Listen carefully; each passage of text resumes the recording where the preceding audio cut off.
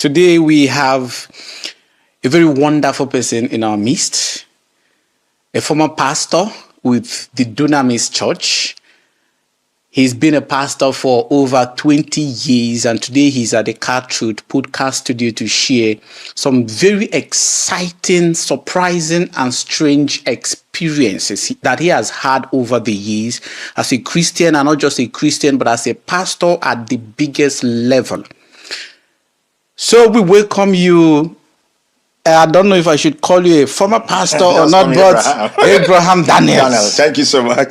Thank you so much. I'm so happy to be here. Thank you so much. I am grateful for what I've seen and for who you are, for what you are doing. The impact is heavy. Thank you. I'm part of the impact, and I'm grateful to be here. Thank you so much. You know, it's not every day that we'll have someone with your, experience at this studio.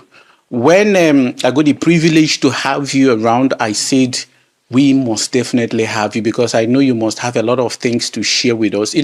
People who have not been there will not know most of the things people like you try to, talk about publicly and all of that. So today I want you to please tell us, you have this, is not going to be like a question and answer session. It's going to be you sharing what you know with us. So tell us, what made you stop being a pastor, and what was your experience like, being a pastor under one of the biggest pastors in the world today, Dr. Paul Eneche, and some other things you may want to share with us.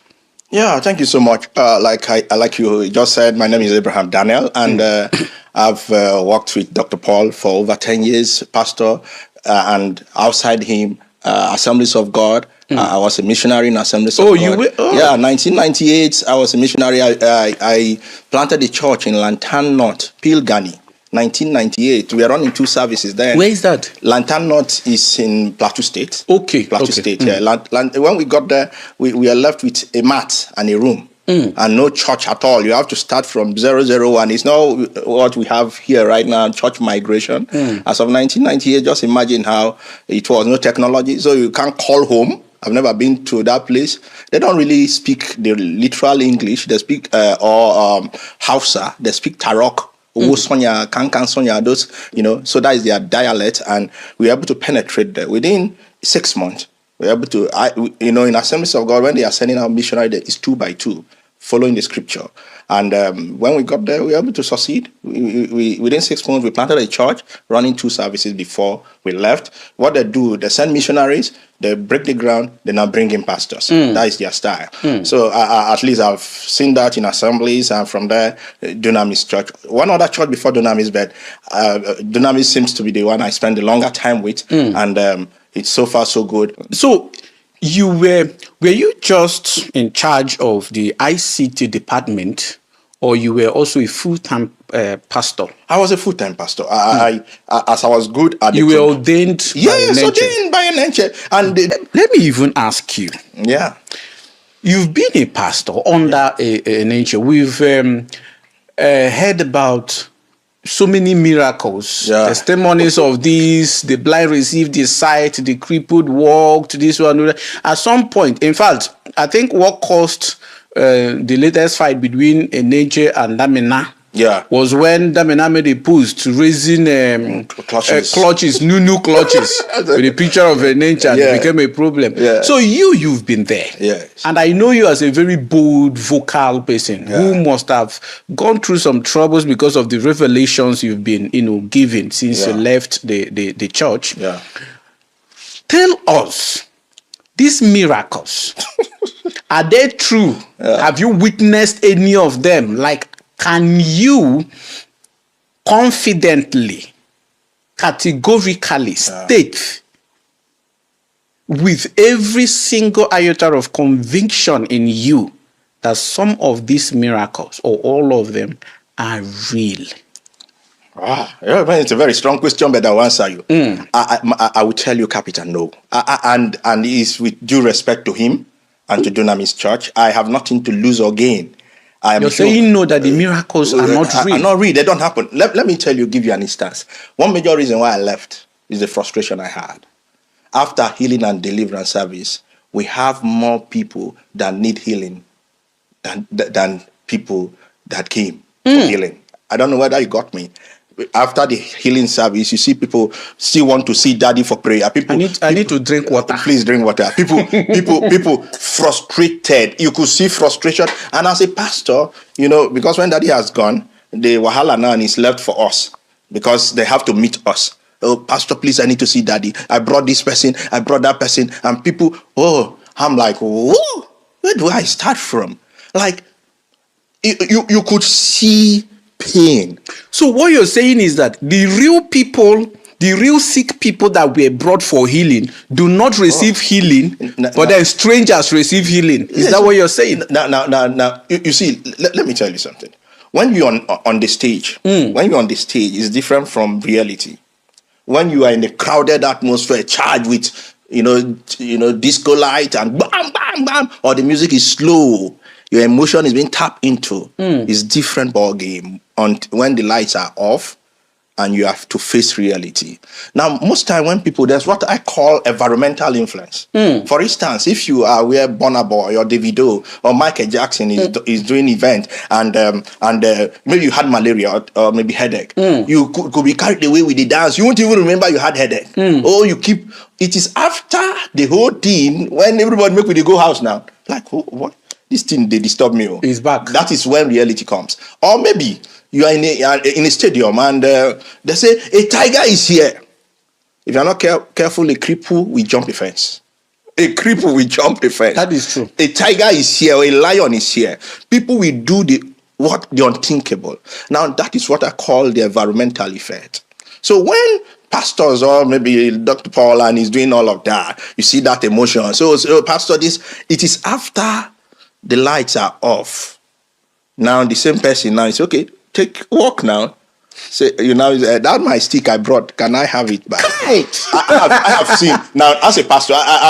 And with due respect to him, because I don't know. There's a case I have. I don't know whether it's even him that is suing me. So, but I will say it. Maybe by Tuesday, maybe you guys will not see me again. But no problem. Let me. No. We'll be here to speak for you. I have been there for this, like the 5th time. DSS, FCID. I've been to prison. And this guy has not left me alone. I don't know why. But this one now, and I'm out for him. It's either he leave me alone or I leave him alone. Somebody has to leave the other person. So what am I trying to say? So when you see stuff like that, at the end of the service, I remember one particular one. He or she came with an inhaler. And he said, the asthma is gone. The asthma is gone. And after the service, is choking. And and if you watch, sometimes it's okay, take it as your souvenir. Or take it so that you show people. Because you know that this thing is not real. I remember my son.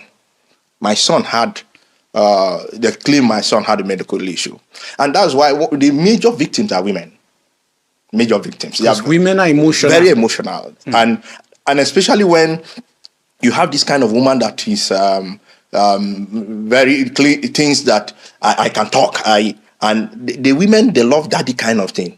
Daddy. So sometimes also people want, the way they have placed daddy, people want daddy to pray for them.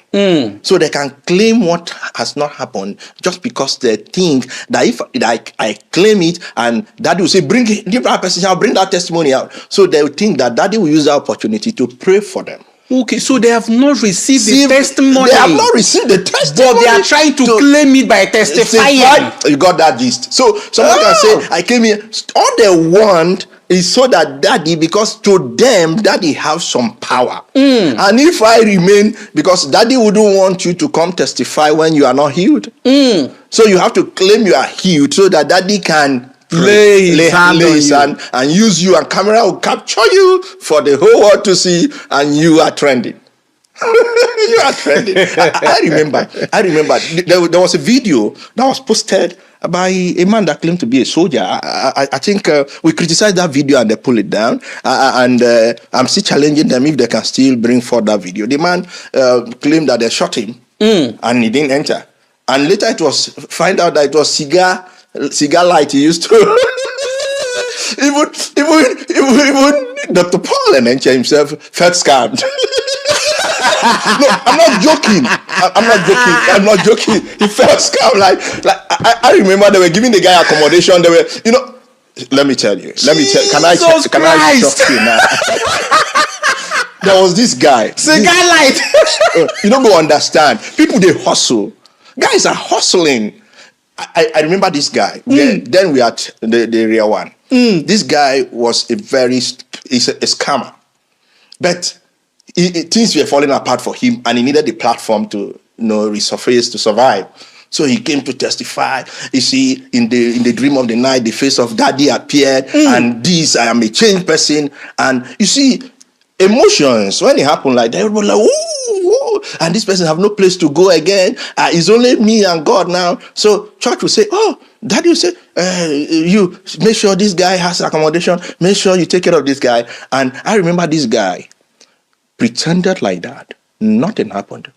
He started dating because I was in charge of production and marketing. I was supervising them.